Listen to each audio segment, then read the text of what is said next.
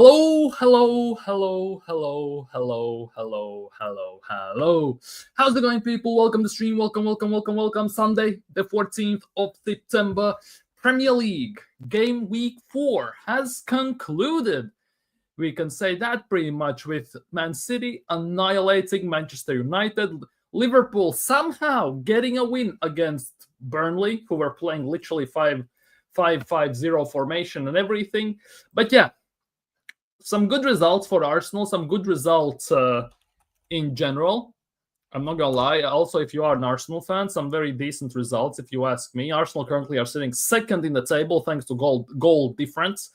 Liverpool are first, already 3 points ahead because we lost to them. But today, on the stream, we're gonna do the main topic because we all know that Arsenal have injuries. Saka is out, Saliba, Odegaard, Norgard, and Havertz are out. And obviously, some role players, if you want to call them that way, have stepped in terms of Mosquera, in terms of also you could say Madueke, and some other players here or there, of course.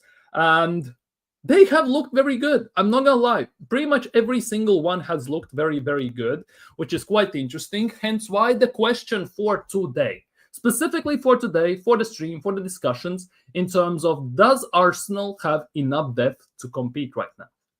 And that is season readiness debate for today, because we have seen our role players step in quite nicely, performing to, you could argue, a very high level, especially if we talk about Mosquera. Obviously, you could also put the same argument regarding Madueke, who has replaced Saka very, very nicely. He has had 2 very good games against Leeds and Nottingham Forest. Yes, the GA output, let's just put it that way, hasn't been the greatest, but overall, he has always had the left back for them on toast. Let's just put it that way. Mosquera has made us, especially yesterday, absolutely forget that Saliba is out injured. Ranieri has come in to replace Odegaard and has done very, very well. Max Dauman, wish he got more minutes, of course. Eze played the first game yesterday and everything. So definitely there are some stuff we will discuss and talk about for today. So smash the like button if you haven't already, and if you are prepared for the stream. Subscribe if you are new around here. We are exactly 70 subscribers away from the big 1K, from the big 1,000, and leave your thoughts down the live chat so we can tackle them, we can discuss them, and we can go from there. And as always, I also am open for, let's just put it this way, some people to come on the stream. Big up Mubarak. Well, Arsenal still needs 2 players like Bruno Guimaraes and Rodrigo, then nothing else. And that is the biggest thing. Despite everything, Arsenal, you could say, still needs, let's just say, a left wing, maybe even another midfield player. But overall, so far, it has been good. Obviously, we are just in the beginning of the season. Nothing major has happened as of yet. So it's just some glimpses. We are talking about glimpses, about potential, and about situations where if we actually rotate properly and Mikel Arteta uses the whole squad, we could be in a somewhat actually positive and encouraging situation. Let's just put it that way. Big up AFC always. Hope you're doing well. Yes, Ricky Hatton, rest in peace. Unfortunate. So young and as well unfortunate. Big up Darren. Big up Darren. Hope you're doing well. Big up BW. Big up BX Gunner. Big up BX Gunner. Big up Anju. Big up Anju. I've sobered up and got drunk again, but in between I saw signs of brewing trend. Is it time to apologize? Let's hear the apologies. Show some props to Noni. And to be honest, for me, it's too early, because it's been Leeds and it's been also Liverpool to some extent, but it's been mostly Leeds and Nottingham Forest. It's too early to basically scream for apologies and everything. But you cannot deny that Madueke on that right wing actually has been very, very, very, very good for us, replacing Bukayo Saka more specifically, because definitely that is not an easy task to do. And obviously, we yesterday saw the graph that almost 50% of our attacks are still going through the right side, which is through Madueke, interestingly enough, right? But he has done actually very good, very decently. He's not afraid to take on his opponent. He loves to cut inside. He loves cutting wide, so it goes both ways. And it's working quite nicely, obviously. The one thing you would just hope that Madueke actually puts on paper is the GA. That is the one thing we are still hoping, still expecting, still waiting for a certain amount, because that is arguably will be the biggest thing. Personally, for me, I'm kind of happy the way Madueke is playing at the moment. I don't know whether he has not been infected by the Arteta-titis or what, but he actually looks very good. Now, as I said, only thing that's missing from his game is GA, because he does everything up until the final decision, so most of the time, and the actually goal or assist very, very well. He just needs that final touch, whether it's the last pass or the goal for him to score. Otherwise, he actually has done very, very, very well, in my opinion. Big up, Gavin. Big up, Gavin. Hope you're doing well. Big up, Cooper. Hope Sunday is treating you well. Madueke needs to improve on his final end product. Exactly. And that is the biggest. You could argue that is the biggest issue with Madueke, because rest of the stuff he actually does very, very well. He's quick on the ball. He has decent technical ability. He can take on his man. He can get past his man on multiple occasions in a row. Last thing that's missing is the final end product, and that is either it's the final assist or whether it's also a goal. And I would actually argue it is more about the goal than the assist, because he yesterday took corners from the right side, and they were actually very good corners. We just couldn't manage to score from them. He actually put in some crosses on his weak foot, also from his strong foot yesterday from the right side, and they actually were also very dangerous and very good crosses where, if there was a different player maybe in that position, if the player was actually in more advanced position because it was maybe a bit too high, a bit too low, a bit too forward of the player, they actually could have scored. That is the big thing. But overall, it's actually not too bad. It definitely is not too bad. And with Madueke, yes, the final end product, that's the biggest drawback in his game, for me at least at the moment, 100%. Yeah, people, hit the likes and subscribe if you haven't already. I'll argue Robo Madueke played well, but I'm not convinced. Yeah, for me, that's the thing.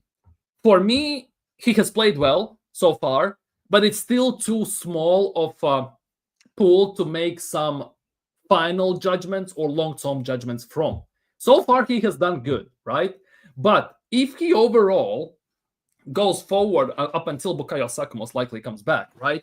And he actually manages to add the end product. If he manages to be a key part, which he feels like to some extent in our attack is already, he actually could be very decent. He actually could be very decent, 100%. The biggest thing is, though, it's very insane when you look at the way we have played in the attack, when we had Martinelli, when we had Trossard, when we had Havertz up top, and when we had Saka on the right and Odegaard in the 10.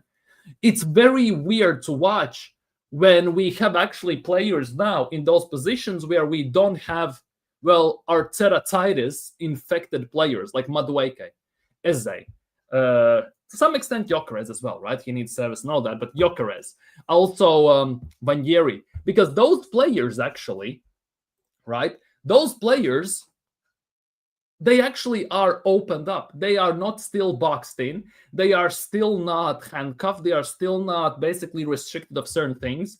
They still have their freedom. And it's working like a charm so far. Obviously, Madueke still isn't triple teamed up on like Bukayo Saka is. Maybe that's also a big reason. When maybe that starts to happen, we will see what's what. But overall, so far, yes.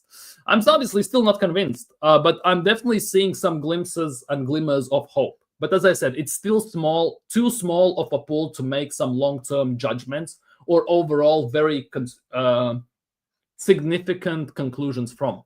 But so far, the first indications are, let's just put it that way, promising, to say the least. The bench is bare and stronger, but we still seem to be the same that Bob West Ham away 0-6, but lose to nothing at home. We will see. We play West Ham at home very, very soon as well. We'll see how's that going to go. Big up, Ohaha. Sorry for your loss, literally, to Man City, but it is what it is. Yeah, bless up everyone. Bless up everyone. God bless everyone. Enjoy your Sunday, and tomorrow as well. New work week is beginning, so good luck with that as well. And for the section of Top Gooners, to ask to apologize, I make an apology video on my knees if Arteta wins a double. Yeah, that is the thing. If Arteta wins, yes, I will hold my hands up, give him all his props. If Madueke plays a key part, if Madueke starts to score and he maybe carries us to a certain extent, also, yes, great. But so far, it's way too early to make any long-term conclusions and judgments as of yet, in my opinion. I hold my hands and apologize if he wins either. But at this point, I'll sure he will win squad this season. I would be happy to be proven. Exactly, and that is the biggest thing. we all would be happy to be proven wrong, because we all give Arteta, the players, props where credit is due, and we also criticize the players when, well, it's necessary, where it's actually where there's a reason to criticize them. Let's just put it that way. But ultimately, yeah, only time will tell. Only time will tell. Big up, Most Wanted. Big up, Most Wanted. Hope you're doing well. You're doing welcome. Also, Big Most.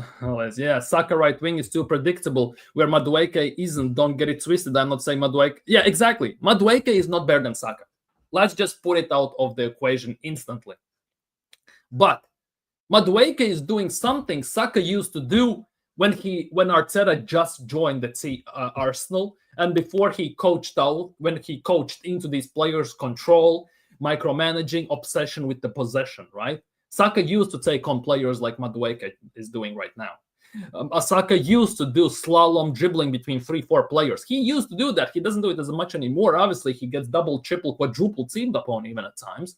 But Madueke, he doesn't have that issue at the moment, personally, with that Saka has. We'll see if it starts to happen. We'll see how he's going to do with that. But there is no argument that Saka is better than Madueke, obviously.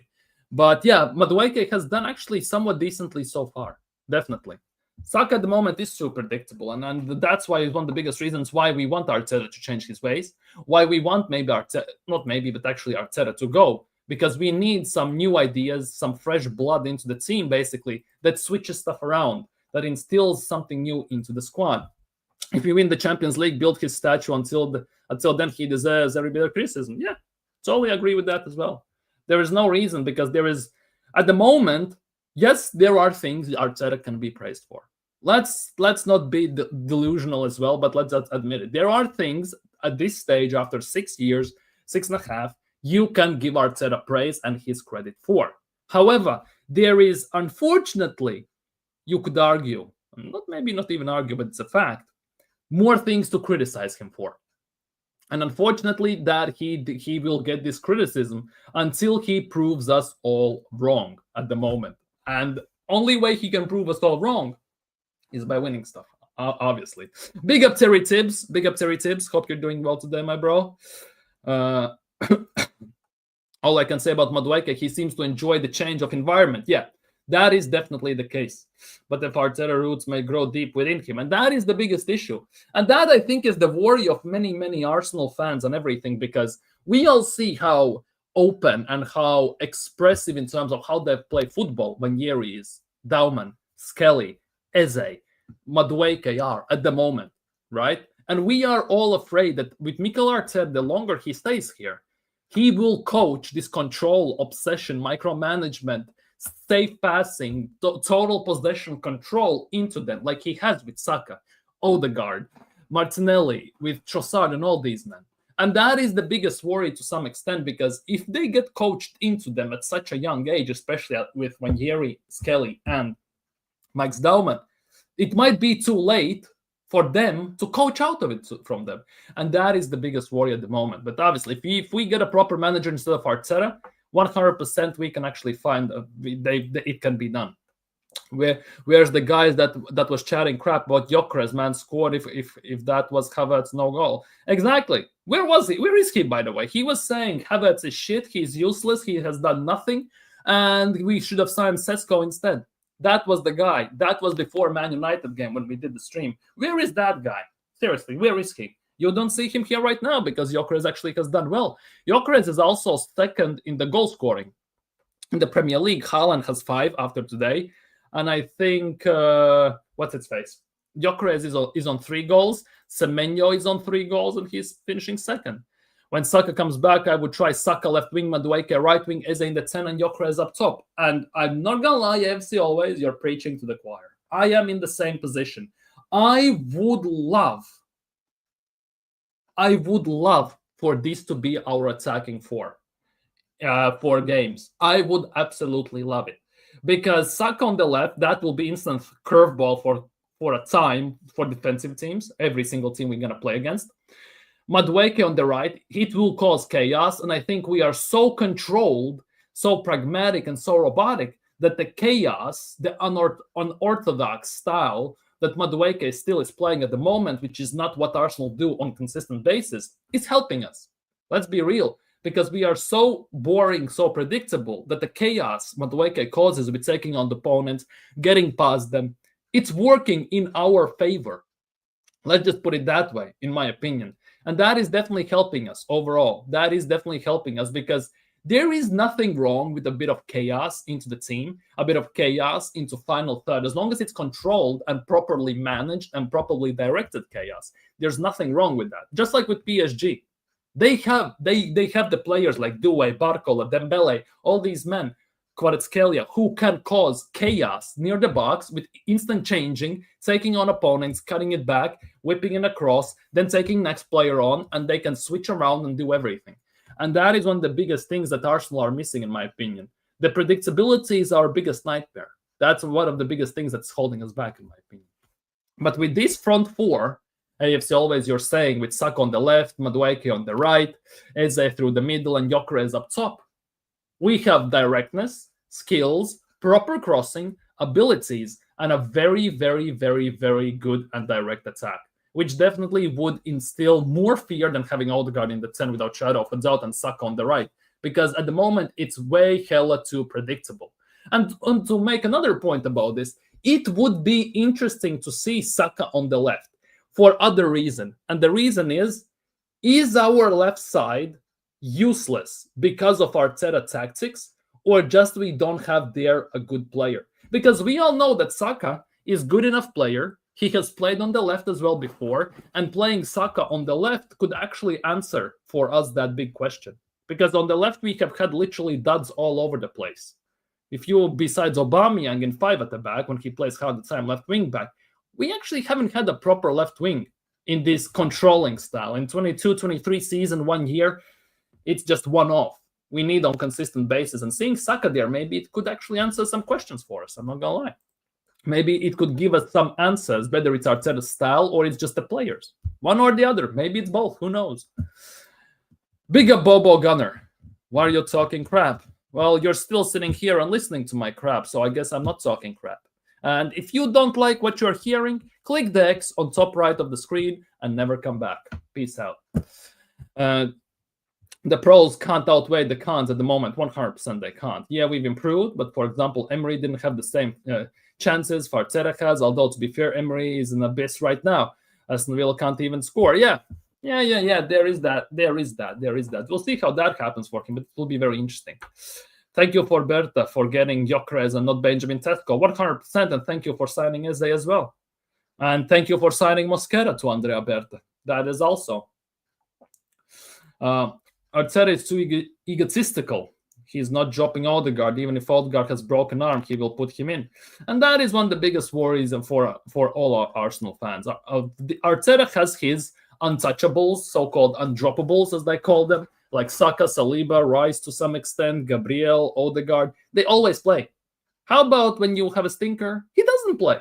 How about that? Because that is actually embarrassing to watch. Odegaard drop stinkers, and he still gets to play every single second, pretty much. He gets subbed off when shit hits the fan. Then actually, when Yeri or someone else comes on, we look much more threatening. And it's not a coincidence as well that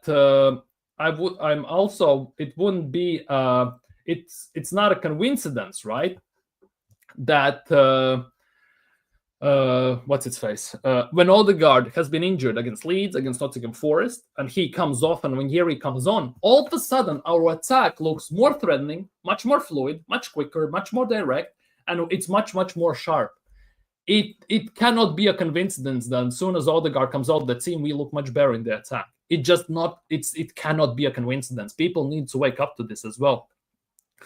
To point out also, Emery does have his 2 years curse. He's good in the first season, mid the second, and close to sacked in the third. His career is 2-3 years in the club. Still right the guy, but he's cursed. It's similar like Mourinho, isn't it? He has very good first season. He hits his peak in the second season, and third season is the fallout. Or fourth season, depends on with Mourinho. But with Mourinho is something very similar. And with Emery, like, he has won Europa League 3 times in a row, so he definitely it might be the big thing that he's not so cursed, but as much as maybe some other things are weighing into this. But yeah, With Emery, it's something very, very weird. I'm more kind of happy to be a mod. You are a mod. You are a mod. AFC always. You are a mod. Big up, Jackie. Big up, DJ Jackie B. Hope you're doing well today. Hope you're doing well today, my bro. But yeah, people, it's actually kind of nuts if you think about it. It's actually kind of nuts. Yeah, people, please push the likes and subscribe if you haven't already. We are part of critical yet fair part of Arsenal community. Facts, 100% facts. Mosquera and Madueke doing a good job so far when Saka and slip back. Give them a damn break, please, even if they want to play up, man. Rest. Exactly. And I think with what Madueke has done so far, there are bigger reasons, even more now, for Saka to get more rest, for Saka to not play against certain teams, to give him a break, maybe to sub him off around 50th minute if the score is 3-0. There is more of a reason to take him off. Same goes with Saliba. You could argue there are some other players you can do the same with. Eze being here, Odegaard still gets subbed off, so that doesn't matter. Let's be real. But there's reasons for Eze to play more and some other players less and everything. There are more reasons to actually protect certain players, the leaders of the team as well. So definitely that is the big thing. I think his job for Arteta to influencing Madueke is because it's just few inches to reach players like Saka and Doku. Doku. Really? Doku? He has done nothing, to be honest, with Madueke. Madueke is still playing the same way. He just needs to improve his end product. Big up. Nothing to say thanks for. Big up to you. But yeah, at the moment, if we look at the Premier League table, right, it's actually very, very interesting when you look at it. Where is it? Here it is. Here we go. Premier League table. Let's zoom in a bit. But yeah, would you prefer me to come? It doesn't matter, to be honest. For me personally, it doesn't matter because people know me as Robo. If you've been here long enough, it might be confusing, but I get called Robo anyway, so I don't mind that. I know people when I go on certain streams as well, when I talk in the chat and people answer to my comments, I get called Latvian Gunner or Robo depending on how much people know me. Like, I don't mind that. I know when people talk about me, I'll just put it that way. Whatever works for you, because I will get it 100%. 100%. But I'm not going to lie. When people say LG in the chat, right? When people put LG in the chat, first thing that pops into my mind is Lee Gunner, not myself. It's Lee Gunner. And that is the weird part. Oh my God, we have royalty in the house. It's Eros. Benteke music in the building. Long time no see. See Arsenal when he shows up. Coincidence? I don't think so. I literally don't think so. Maybe also DC United have won a game. Very unlikely, but maybe that's why he has popped up. Big man is still light on the cam department. Odegaard's injury being a case point. Odegaard he can hold bench and put Eze there, and then put Manieri can play there. No issues with the number 10 spot. The problem with Madueke is that he should be far away from the left wing. He's a dear nice kid. So yeah, Madueke should not touch left wing whatsoever. He should be right wing without shadow of doubt. I actually don't think that's the case. Cam will be filled with Manieri, Eze, and Dauman, or even Merino. See, Andrew is pulling Arteta. He's booking Merino in the 10. Yeah, Benteke music heroes. Big up to you. Big up, Terry. When it looked like Sesko was going to be signed, there was a sea of Gyökeres's crap. What has Gyökeres done, etc. But as soon as Gyökeres signed, these players are scrambling to delete their tweets. Exactly. And that is the biggest thing, and that is the biggest shamelessness and people for not hanging to their word. And on top of that, that just shows the levels of Arsenal fan base on how quickly they move goalposts. It just happens. Because everyone said Sesko is the right man, he is the answer, he will bring us to glory. And Gyökeres is crap, he's playing in Farmers League, he can't do anything, look at Nunez, that was their excuse. But they forget that, for example, Bruno Fernandes came from Portuguese League, Cristiano Ronaldo came from Portuguese League. There are lots of examples that have worked from Portuguese League. Let's not forget about that as well, of course. And on top of all that, they always are like this. As long as the player is signing for Arsenal, he's the best thing since sliced bread. As soon as he doesn't sign for Arsenal, he's shit. It's always like that. And that is one of the biggest issues that makes us who we are. It's same as with Sesko, to be honest. Same as with Sesko. many United fans were saying Sesko is crap when he was signing allegedly for Arsenal. Now that they have signed him, not as many, but there are quite a few Man United fans who thinks he's good. All of a sudden, he's the best thing. He's better than Gyökeres and all this stuff. Just got back from Bahamas with the wifey. Hope you're well. Yeah, I'm good. I'm good. Hope community is good as well. And big up. Hope the holidays were well. Hope the holidays were well. Hey, Robert, don't associate me with that fraud. Which fraud? Which fraud? Which fraud we are talking about? Which fraud we are talking about here?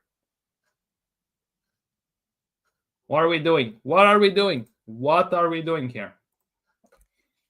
I will say it again. I wanted Gyökeres over Isak anytime. I'm happy with Gyökeres. For me personally, right? There was a point I wanted Isak, right? But then I looked at it, and it was 150, 160 million, right? It was at the time, and I thought, it's not worth it. 150 million. It is not worth it in my eyes. And I thought, I much rather go and sign Gyökeres, much rather go and sign Eze. That is like 120, and 30 on top of that. It's basically like signing Mosquera and Kepa and the 4 players. And long term, or for the squad depth, it is much better in the long run. And when I basically kind of looked at it overall and thought that Isak is not joining Arsenal, he only wants Liverpool, and that was like mid-June even, right? Gyökeres was the number one. I was always candidating. I was always preaching that Gyökeres is the one. I don't want to see Sesko. I realized the upside technically that could have been for signing Sesko, technically, and that would be the long-term solution. But I always stuck to my guns and said that Gyökeres is the answer. He's the win-now type of player. We are not in a situation where we have time to wait, and signing Sesko basically would be a massive waste of money, especially that he costs about 20 to 30 million more than Gyökeres. And yeah, for me, Gyökeres was from that point of view was always the number one. Better than sliced bread. Basically, yeah, exactly. I still think it's going to be a 2-horse race. It could be. It could be. Definitely could be. Time will tell. I think the biggest showing and biggest tell will be how we play against Man City at home and how we play against Newcastle away. I think those 2 games will be a big showing on how everything is going to shape up. Because, where is it? If we look at this, right, let me check. Yeah, here. This is Arsenal's schedule for the next few games, right? We have Athletic away, right? We're going to play them in Champions League on Tuesday. Then we have Man City at home, right? Man City at home, Port Vale, and then we have Newcastle away. These 2 games, I think, are going to show what is what. City at home and Newcastle away. Because if we look at Liverpool, right? Look at this. They have Everton. They have Everton at home, which is going to be rough, right? But they will have Crystal Palace away. You expect them to win both of those games. Arsenal's next 2 games are a stretch at the moment, knowing City and knowing how we play against Newcastle. I think those 2 games will show what is what in those terms, 100%. And obviously, if we talk about Spurs and all these teams, Spurs have Brighton away and Wolves at home. I think they will be in some sort of a challenge up until, like, I would expect late October, something like that. They might be in the top 10. Top 4. Rest of the teams, it will be interesting to see what's going to happen with Chelsea, what's going to happen with other teams at the moment, at least for me personally. So time only will tell. 16 likes, please, if you haven't already. Hit the likes. Yeah, people. 16 likes. Let's push it up to 20 if we haven't already. Thank God Bertek has bigger brand than Arteta. Oh, without shadow of a doubt. You said I'm pulling for Arteta with the Merino as a cam. You are, to be honest. Did you know he scored a hat, unfortunately, before sack? Dude, that was first things first for Spain. And that is a completely different story. Because, yes, he technically counts as the number 8/10 for Spain. Technically. Realistically, it's not the case, is it? Realistically, it's not the case. Let's be real. And the way he plays for Spain under De La Fuente, it's completely different. And the way De La Fuente sets his team up, it's completely different. And the way international football goes is also completely different. The biggest reason why Merino has scored a hat-trick is because of De La Fuente's system. It's not because of Arteta or something like that. We have seen Merino in a 10 for quite a few games, and he is not it. He's better at striker than number 10 or number 8. Who are the horses? Calafiori, most likely. Westman City, can you see Arteta setting up the same way as we did it? Yes. Unfortunately, yes, I can. I know it's a home game. We should be more brave. We should be going for it. But Arteta has massive PTSD from all the previous games in those terms. Big up, Beggy. Big up, Beggy. Hope you're doing well. I have to help my friend here with math. I know I didn't do this type of math for years, so the chance I will be back there is low. Hope you have a good life. Thank you, Beggy, and good luck with math. Good luck with math. 100%. Good luck. Genuinely good luck. I can dig the turn. Hopefully Arteta doesn't need. Yeah, exactly. I'm taking a microbo. I'd get rid of Merino yesterday for that Anderson guy from the Forest. Ironically, to be honest, when we signed Merino, I was a big advocate for Arsenal to sign Fabian Ruiz from PSG. People called me dumb and deluded for wanting that because, oh, look how Merino scored against Germany or whatever, who he scored in Euros. He is the answer. No, he's not. For me personally, Fabian Ruiz was the answer. But hey, Arteta knows better, right? Super duper Mick. He knows exactly what we need and all this crap. City are here for the taking. They played today, nothing special. That was absolutely crap. Yeah, true. Without shadow of a doubt, that is true. But Liverpool as well at the Anfield was there for the taking. And look how that turned out. That is the biggest thing. With Arsenal, one of the biggest issues is that when you need to get the job done, when it's the most advantageous situation for Arsenal to do anything, they shit the bed.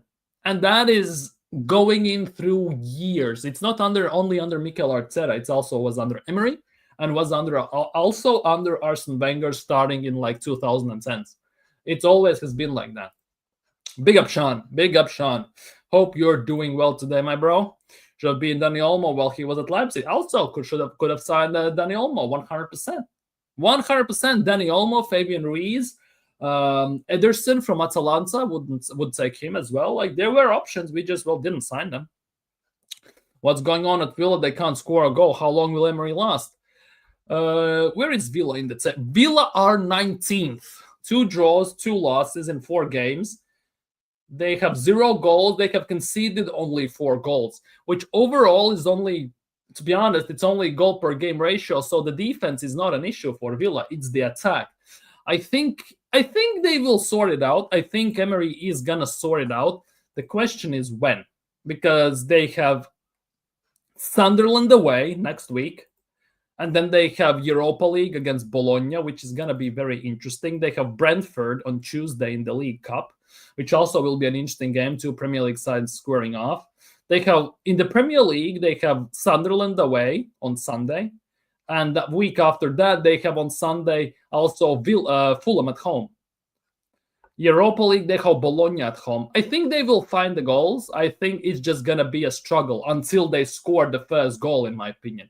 Because once they score the first goal, I think the way Emery usually does things and how he is very attack-oriented type of manager in the cups and everything, I strongly believe it's going to get the ball rolling. They just need to break the duck. Let's just put it that way. And as soon as they score that 1 goal, I think the goals are going to start to come in. There will be one game when they score like 4 goals, if they win like 4-1 or something. And after that, they're just going to go from there. I think last year as well, Aston Villa didn't have the best starts of the season. Let me check. Yeah. Schedule 2024-25. What was the Premier League schedule? Let me check the last season's schedule for Aston Villa. How did it go? Because I think last year as well, they didn't have the hottest starts of the season, did they? I think it was last year as well.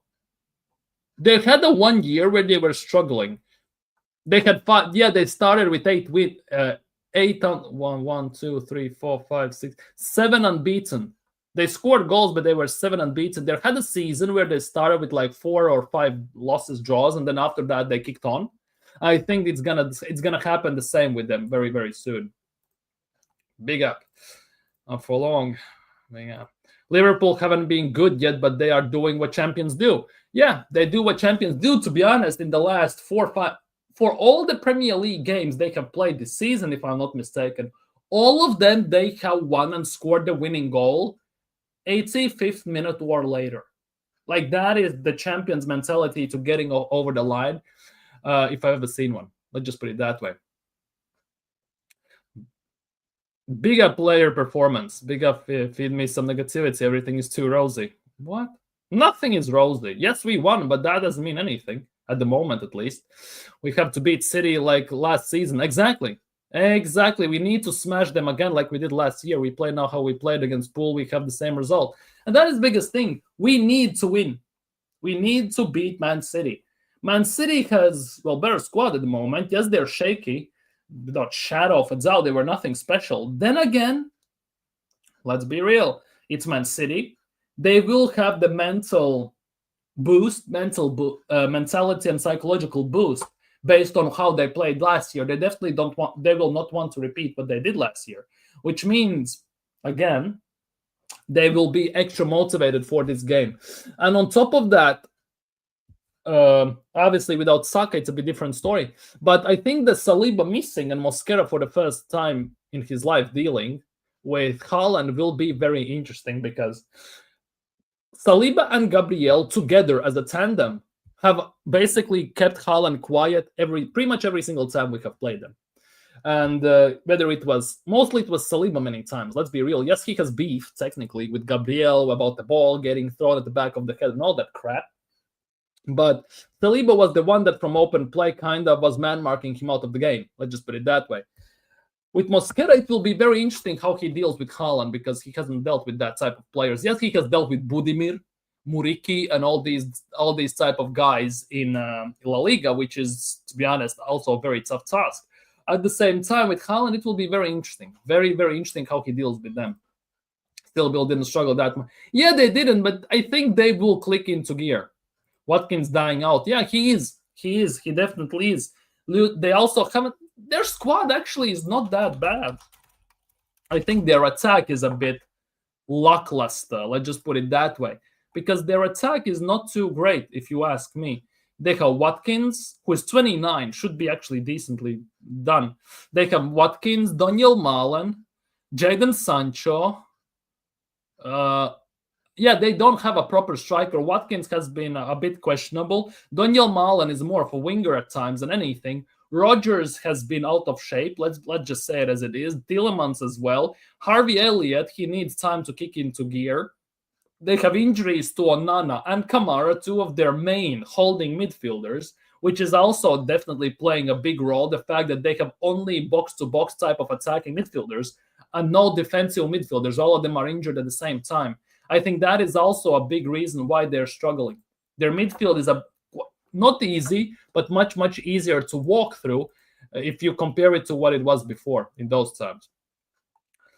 Weird seeing Rashford in the Barcelona kit. Yep. To be honest, there are some talks that they want Rashford out of the team already. Even though Barcelona are beating Valencia at the moment 1-0, Fermin Lopez scored from Ferran Torres' assist, obviously. Rashford is playing on the left wing, and it's not doing too great, let's be real. Okay, Rashford needs to start kicking goals, because if he doesn't start scoring goals, he will be literally squeezed out of Barcelona by the fans hella quick, to say the least. And in other news, Ainsley Maitland-Niles has an assist for Lyon in the goal Tolisso scored against Nantes or whoever they're playing at the moment. And so is the manager, so Marcelo Odegaard. I need Hincapié to take his opportunity at left back, because I was asking all summer for someone to come in so we don't have to see Calafiori there. I mean, Italy let 4 goals in last game they played. We'll see. I want to see Hincapié play. I want to see him, whether it's going to be against Bilbao, whether it's going to be against Port Vale, wherever. I need to see him play. I need to see him at left back, because yesterday watching Calafiori partially Whoa. He played half of the game, basically. Left back, number 6, number 8, right wing, by the way, left wing, as a left back, right back, and center back, pretty much covering every single position, was Payne and a half. Whilst I disagree with seeing Hincapie, but the issue with left back is Calafiori of MLS. They mostly playing this weird roaming. Yeah, exactly. But Hincapie has done it more. Maybe that's going to be the answer. Big up AJ. Hardest working mod in the community. No disrespect to any other mods, but he is the one. Let's be real. So like the stream, people, if you haven't already, and subscribe if you are new. Big up AJ. Yeah, Maybach music is in the house, which is quite interesting because we haven't seen him for the longest time, to be honest. So we'll see. But our squad overall, if we look at our squad at the moment, it's looking actually good. Let's be real. If we look at Arsenal's squad, it's actually very, very good. Like, if we look at it overall, our squad is actually very decent, if you ask me. It's very decent in long term. In long term, it's very, very decent because goalkeepers, we have 2 technically first-team goalkeepers, like Ryan and Kepa. You could say what you want about Kepa, but that is somewhat decent. Defenders of Saliba, Mosquera, White, Hincapie, Gabriel, Simba, Calafiori, Skelly. You would want a better left back. I get it. But overall, it's very good. It's very good, if you ask me. And the depth of Mosquera, White, Hincapie, Calafiori, or Skelly is also very decent. Let's just put it that way. Midfield. Well, Odegaard, well, he's crap. It is what it is. Norgard, I don't know if he's even alive, to be honest, because I haven't seen him play. He's like he's the new Tomiyasu of the squad. Every squad needs a gimmick, right? Every team. We have a gimmick. Norgard is the new Tomiyasu. Wanyeri, Merino, Zubimendi, Rice. Very good. Because midfield of Price, Zubimendi, and I hate that Eze is here. I hate that Eze is listed as a forward. He should be in this section as a number 10. But Saka, Gyökeres, Trossard, Madueke, decent. On loan, Karl Hein, Kivior, Zinchenko, Vieira, Nelson. Dude, our squad actually has some decent depth. I'm not gonna lie. The depth is very, very decent. The thing is, though, despite the fact that I look at this team and I think that we have decent depth, right? I still have reservations. Mostly because there is a very thin line in terms of the depth. Because as soon as we get very unfortunate injury for a specific player, that depth instantly becomes a massive issue. That is the thing, and especially in the midfield. And that, for me, is the biggest worry of them all, if you ask me. Because especially if Rice or Zubimendi get long-term injuries, God forbid, at the same time, the depth is not going to hold up because we will not have the depth for the depth. If Rice goes out, we have an issue in the 8. If Zubimendi goes out, we can put Rice there, but we need to put someone in the 8. Like, there are certain issues that are on, like, we have the depth for it, right? And we can play them there, and we do. But if something goes wrong, it could go wrong, like in chain reaction, very quickly, and it could turn into a snowball effect. I don't think Hincapie will be the same role with Eze at left wing. I feel he starts tucking in, and Hincapie will keep the width. He did that role similar. Maybe. Obviously, also Leverkusen played 3 at the back, so it will be very interesting to see how Arsenal do this tucking in and overlaps and all that stuff. I second that. Thank you. Mods agree. Isak finishes at least half of the chances that Liverpool missed today. Was flattering to Burnley. True. Burnley also played like 10 at the back formation pretty much, which is also not a great thing. Let's just put it that way. Which obviously, you could say it was very unlucky that they got the penalty, but it is what it is. Let's just say it that way. But yeah, once Isak gets into the team and he starts to play, if he can avoid injuries, there will be big issues. There will be big issues with Liverpool because stopping them will be a massive task. Mildly, Skelly isn't a midfielder, but he's in the left back role whilst playing a CM most of the time. Yeah, Skelly is a midfielder. By default, he's an 8/6, depending how he played there in the youth level. But Falcao Fiore is on the left back, but he's playing, yeah. That is the biggest thing. And Mikel Arteta's weird obsession with playing players consistently out of position. That is one of the biggest issues I think we have at this club. I've been saying, yeah, we're NordVPN simple saving the IT department. So how do we rate the window now? Still, I give it a 6.5, 7. I'd say 7. I will give it a 7 because obviously I wanted more sales, but we have loaned them out with some obligations, options to buy. Like you said, is this we got rid of Lokonga. Okay, cool. But we still don't have a left wing. We don't have a proper backup for Gyökeres. I would argue we still need a proper left back. That's 3 players. And yeah, it's not great. Let's just put it that way. Yeah, if Gyökeres gets a 2-3 month injury, we are screwed instantly. Marino goes up top, especially with Havertz well out at the moment. It's definitely screwed up. 100%. 100%. Arteta's system is certainly why they are playing in the positions the way they do. There's more belief, hope, as opposed to what they... Exactly. There is more hope and pray and inshallah situation than anything. Let's be real. If we played some players in the actually proper places, right? There's a big reason. There's a big argument made that we will be better. I can barely give it a 7. For me, it's 6.5/7. With Raving over 3-0 win against West Ham. Win against West Ham. You know how insane that sounds when, as an Arsenal fan, you're saying, first things first, to give Arteta props for the window, you need to beat West Ham at home. You know it's genuinely insane, to say the least. It sounds mad. Like, if you put it in that context, let's just put it that way. Big up Kierton. 7.6. I see.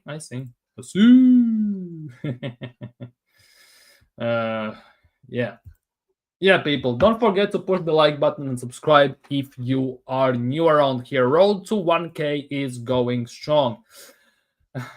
You want to know something? I'm honestly really worried about the Port Vale loss. Not gonna lie, I am not. I am not at the moment, but it can change very quickly because we play Port Vale after Bilbao and Man City and just before Newcastle, which means Arteta will have to rotate because there's no chance in hell this guy is gonna play Champions League, City, Port Vale, and Newcastle with the same 11. No chance in hell. He will have to rotate, and to some extent, he will have to rotate quite heavily.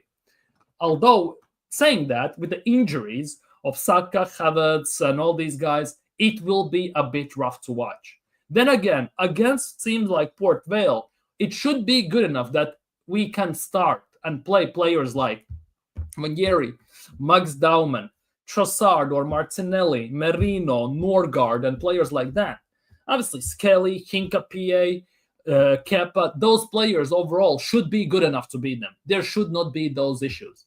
Then again, it's a week and a half away.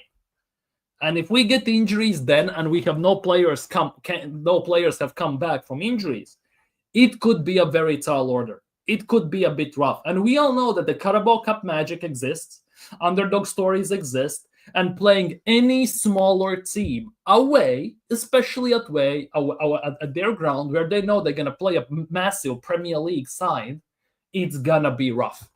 Not even to talk about the fact that if it's raining or some crap like that, it's going to be the end of days, definitely. You know who I would love at left back? Diouf. He's a proper left back and crosses our men. Well, if you want a proper left back, keep Tierney. But hey, it's a bit different. People are not ready for that discussion. I think we should swap Calafiori and Martinelli positions. One can't defend and one can't attack. Yeah, you think you're going to get the best of both worlds. But that won't work. I think Calafiori works best as a center back. And Martinelli works best, and this will be a very interesting take, as a left wing back in 5 at the back or left mid in 3 at the back /5 at the back. Basically the same thing. Martinelli works best as left mid, left wing back, at least under Mikel Arteta. If we had a more attacking manager like Enrique, like Flick, and all these guys, Giselle even, I think Martinelli would look much, much better on the left wing. I'm not worried, but I will hate the heat of the cooking. Then again, I cook myself to crisp through the past few years, so I'm almost inflammable. Exactly. We have been burned by Arsenal to the maximum extent already, to some extent. Like, the cookings already mean literally nothing. The issue is that in the last few years, especially after 22-23 season, we have had hope. And we have been burnt still, while having that hope on multiple times, that it hurts a tiny bit, but not as much as it used to. Let's just put it that way. At some stages, you become immune to these situations without shadow of a doubt, 100%. But hey, Joe, if we had Tierney in the left wing at some point, is not the bad of idea. Sure. True, match against Man City will show actually how good we are. To some extent, I agree with this 100%. Obviously, Man City is not the Man City from the years like 2 years ago, 3 years ago. They have had issues, and they still have issues, especially at the right back, center back department. Let's just put it that way. And I still believe they haven't replaced KDB with anyone properly. Obviously, replacing KDB in general is a very rough and tough task.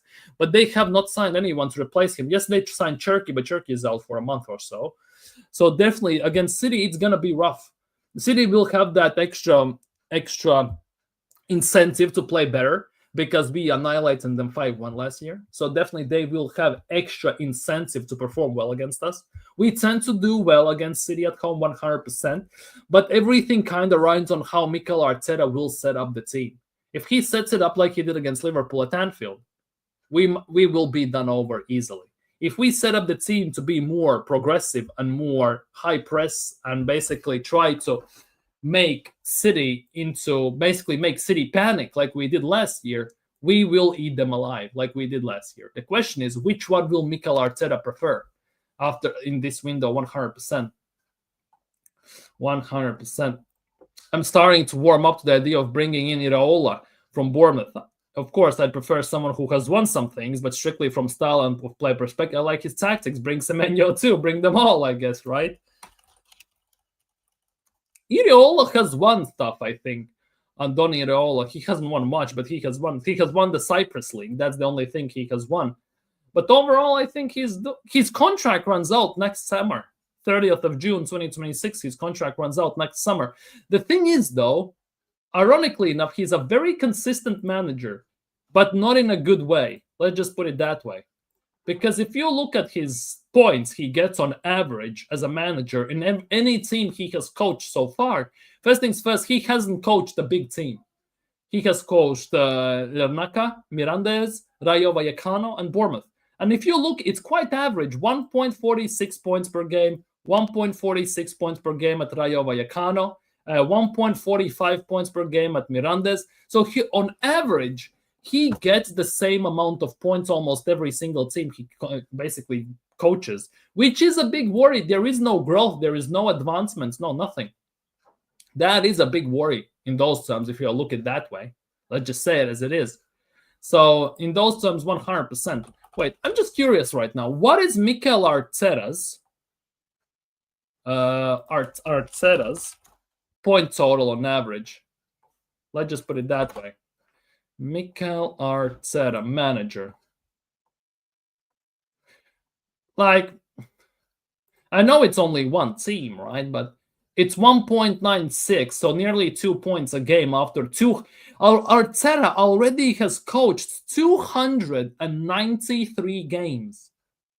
293 games. In 7 games, it's going to be 300 games for Arteta at Arsenal. He's almost at 300 games. How insane is that? Insane, if you ask me. But hey, 300 games and nothing to show for it. Amazing, innit? City will be a problem, just a gut feeling. Same. I feel really calm and confident against Forest, but this Arsenal and this City makes me uncanny. Yeah, to some extent. Yeah.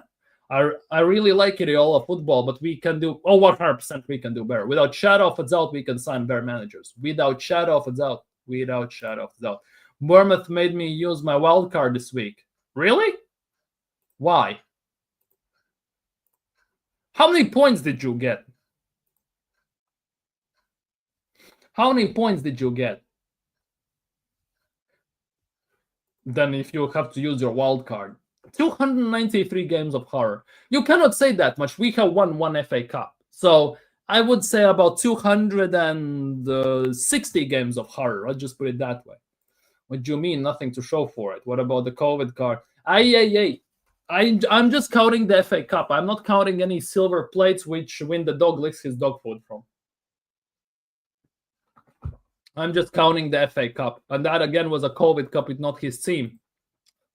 Let's just put it that way. But yeah, if you look at it those terms, it's very interesting. Very, very, very, very, very, very interesting. Let's just put it that way. But yeah, it's not going to be an easy task. Let's just say it as it is. But hey, 62 points, but my team is inconsistent. Yeah, I got my wild card working and everything. I changed all my team around, and I'm quite happy, to be honest. I got 71 points this weekend. 71 points. Seriously, 71 points. This is my FPL for this week. 71 points. And I'm not going to lie, my defense carried me hard. My defense carried me hard this weekend.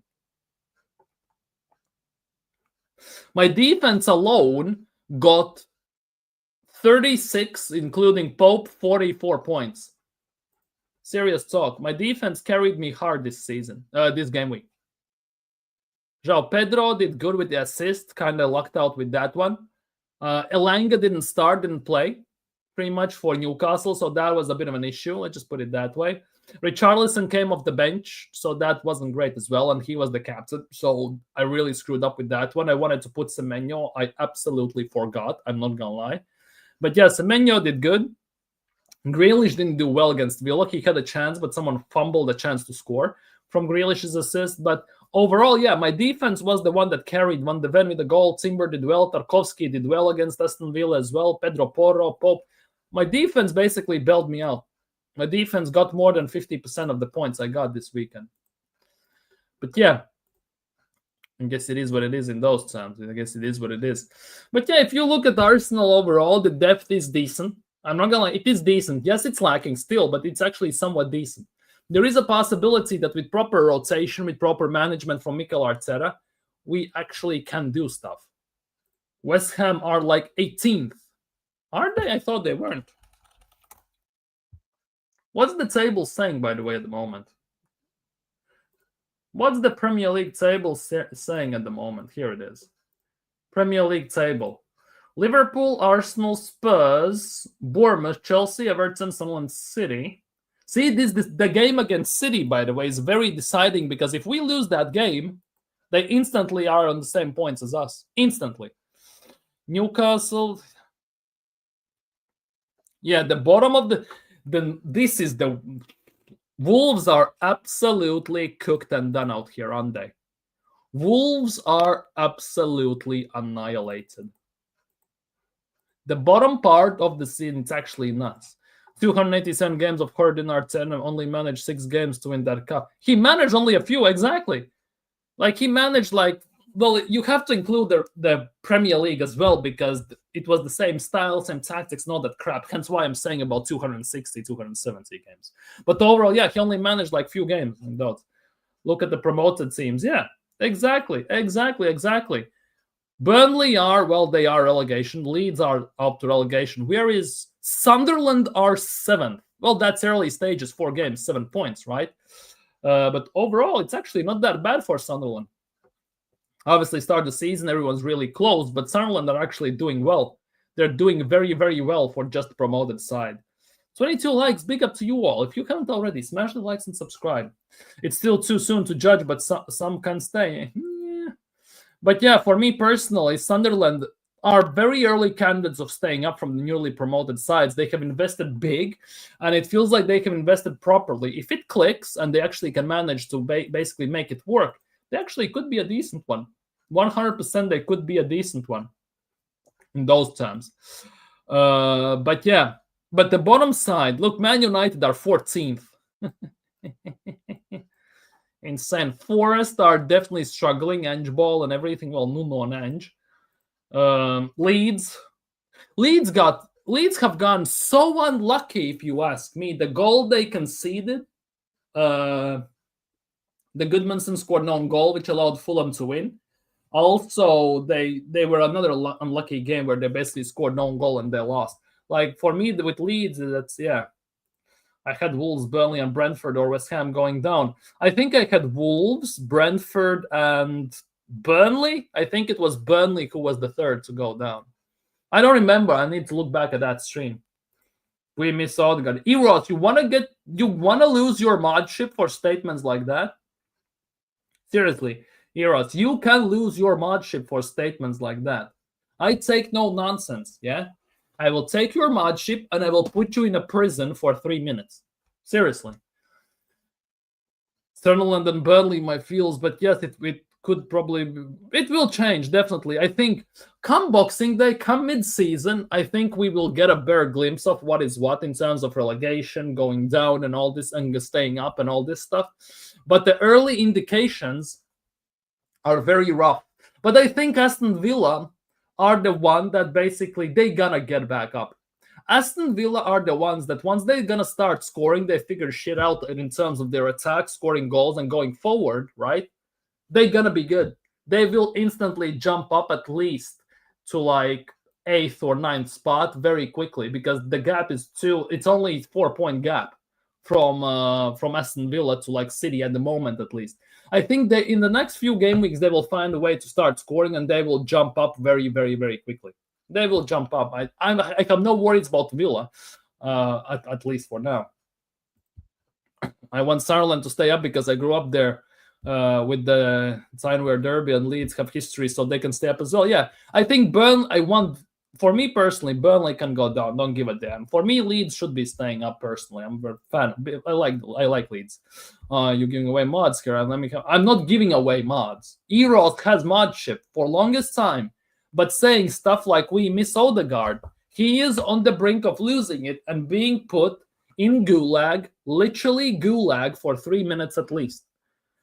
What he does in the gulag, that's his thing. He can watch Odegaard compilations of hair flicks or whatever, but that's his thing. But he's got to get put in the gulag if he does that. I'm not giving away modships easily, to be honest, on the channel whatsoever. But yeah. The other question is, to be honest, how long till Amorim is going to get sacked? Random question. How long till Amorim is going to get sacked? Oh, lol. I'm just watching a replay. Donnarumma doing a knee slide towards the away end. For two United fans, lol.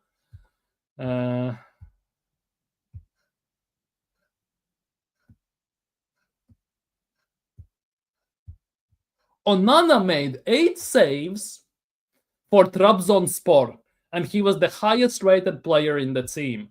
Make it make sense. Make it make sense. Make it make sense. Serious talk. You see, Eros knows he's walking on thin ice already. AC Milan finally scored, for God's sakes. Luka Modric. Who else, if not Luka Modric, is going to score? Who else, if not Luka Modric, is going to score for AC Milan? Odegaard can stay bench for the rest of the season. For me, 100%. I need him this coming summer for our first World Cup appearance since '98. Well, good luck with that. Good luck with that. Seriously, Sean, good luck with that. We can put Odegaard out on loan to like Ike, not Ike, what's its name? Wait. I forgot the team. Yeah. To Brann, Molde, Fredrikstad, Rosenborg, wherever you can take him. If he doesn't win with Sunderland, he's gone. You think so? Until, in my opinion, he's safe. Really? Torres should have scored twice already. Yeah, Ferran Torres. That's why I don't want Ferran Torres at Arsenal. But it is what it is, I guess. That's what it is. But hey, it's much different story. Rashford is stinking out the place, isn't he? Rashford is stinking out the gaff quite heavily, from what I understand. I'm on the cusp. I'm on the cusp. You want to know something? Arsenal can really feel this squad. This is weakness. Wait, I want to show you something. I want to show you something because where is it?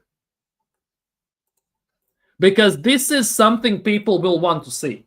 I'm telling you, people will want to see this. Serious talk.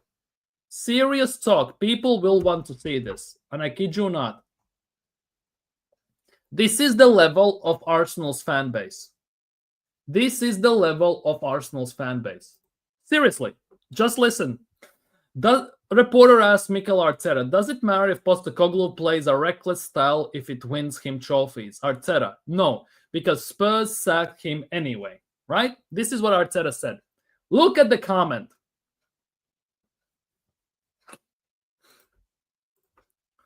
We have to admit, whether you hate Arsenal or not, that Arteta is the most affable gaffer there is. His charming eyes and beautiful eyes can't be matched, but the ugly gaffers in...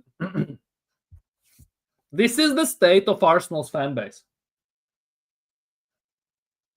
Seriously. This is what I'm seeing on my timeline because someone retweets it, quote tweets it, and everything.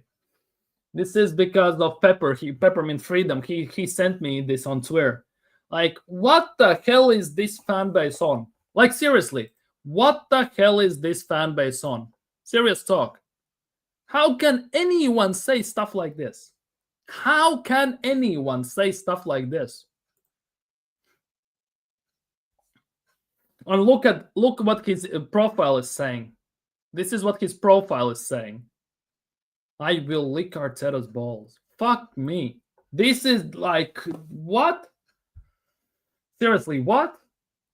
Onana being the highest paid player in the Turkey as well. I also don't think he will do anything in the World Cup, but Odegaard does something wrong. We'll see. Surely Amorim got a gun soon, Robo. I say within a month. Most likely. Right, yeah, Inter versus Juventus was an insane match. That was fireworks are all over the place. The Inter-Juve game was really good to watch. I'm starting to get back and say, yeah, it's 100%. Not as good as well as youth, but enjoyable. Yeah, 100%. It is, but the likes of Robbie, Tom, Babs, and their lapdogs will deny they are. This fan base is cooked. Like, when I see stuff like this, and big up Pepper, and I was very pissed off even when I read it when Pepper sent me that. It actually was beyond joke. Manchester United ladies versus Arsenal ladies 3 p.m. kickoff on Sunday. Huge game, 100% huge game. To be honest, didn't Manchester United women's team lost to Fredrikstad in Champions League or something like that? Didn't they lose to Fredrikstad? I think we can win. We can beat them 100%. We can beat them 100%. I don't think there's too much to it, but we can definitely beat them. Let me see. How did Luka Modric score? Let me see this. I'm watching just the replay. Luka Modric, what a pass, and Modric, and it's 1-0. Luka Modric. 40 years old Luka Modric carrying another big club as always. When it's nuts, to be honest. But yeah, big up, 930 subscribers. Big up to you all. Jesus Christ, lock up the stream. Heroes. This is the stuff we see on social media. It's just kind of wild. But yeah, people, where would you put Turkish and Kurdish in the scale? They're affiliated while being independent at the same time. They are both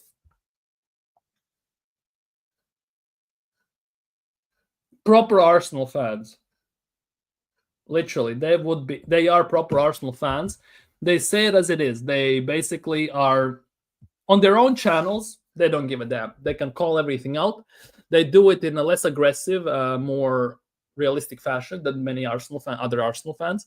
When they go on AFTV, they kind of have to tune it down a bit because to some extent, by the looks of things, they are contracted by them. Let's be real. It's their job as well to some extent. So they need to be a bit more calma, wusa, as Curtis would say, and level-minded. Let's just put it that way. So yeah, but overall, they are real ones. They are proper ones. They call it out. They say it as it is. It's just the AFTV gimmick they need to basically just tone it down. I never laughed so hard. About what? About the tweets?